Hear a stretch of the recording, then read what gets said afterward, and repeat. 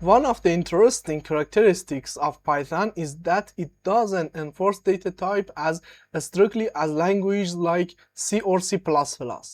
Python is dynamically typed, which means the actual type checking mostly happens while the program is running rather than before execution. For example, let's create a normal Python list. Later in program, you can completely change the type of one of the elements.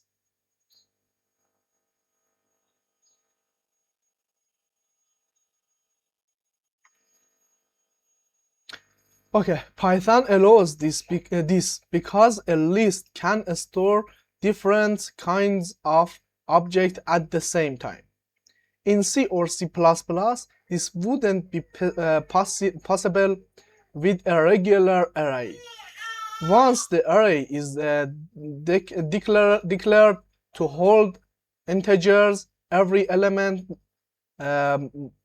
must be an integer. Python lists are flexible, which is great for many situations. However, sometimes that flexibility isn't what you want. If you're working with thousands of numeric values, you may prefer a container that only accepts one specific data type. That's where the array module becomes useful. First, import the array class.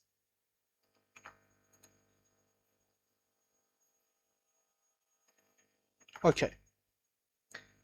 When creating an array, the first argument is a type code which tells Python what kind of values the array should store.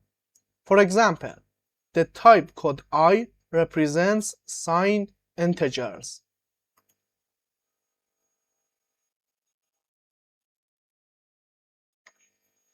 Okay. Now, let's insert some integers values.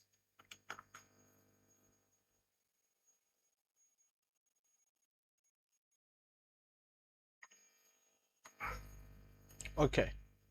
Accessing elements work exactly like a list.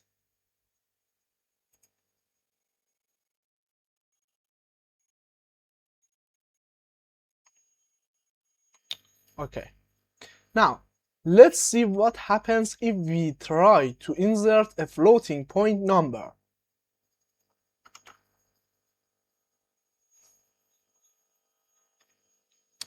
Python immediately raises an error because this array is designed to store integers only. The same happens if we try to assign a string.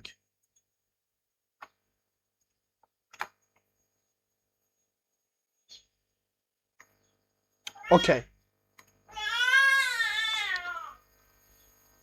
Again, Python rejects the assignment because the value doesn't match the array's data type. You can also add multiple elements at once using extend.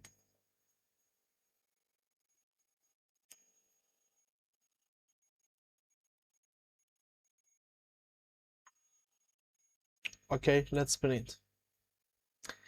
Another option is to initialize the array with values from the beginning.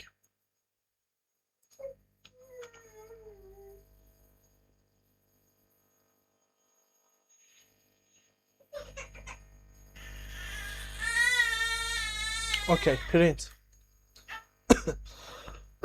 Excuse me. Both approaches create exactly the same type of object. The same important point is that once the array is created with a specific type code, every element must follow that type. Arrays are especially useful when you're working with large collections of numbers, since every element has the same data type. Memory usage is more predictable and the data structure is more compact than a regular Python list. For general purpose programming, Python lists are usually the preferred choice because of their flexibility, but when you need homogeneous data and more efficient storage, the array module is a better fit. Subscribe for more Python tips.